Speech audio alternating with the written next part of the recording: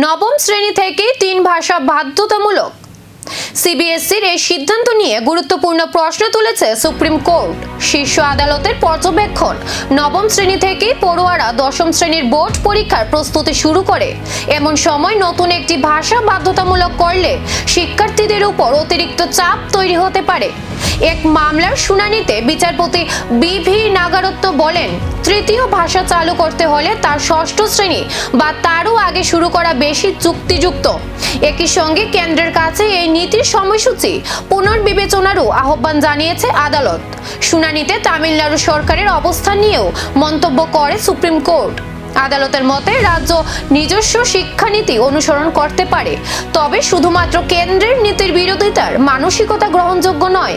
বিচারপতি আরও স্পষ্ট করেন, তৃতীয় ভাষা মানে হিন্দি নয়, সংস্কৃত বা অন্য কোনো ভারতীয় ভাষাও হতে পারে। তাই বিষয়টিকে রাজনৈতিক দৃষ্টিভঙ্গিতে নয়, পড়ুয়াদের স্বার্থ ও শিক্ষার প্রয়োজনের ভিত্তিতে বিবেচনা করার পরামর্শ দিয়েছে শীর্ষ আদালত। 3 ভাষা নীতি নিয়ে বিতর্ক নতুন নয়, তবে এবার সুপ্রিম কোর্টের পর্যবেক্ষণের পর প্রশ্ন হচ্ছে, পড়ুয়াদের স্বার্থে কি বদলাবে এই নীতির সময়সূচি? এখন সেদিকেই নজর।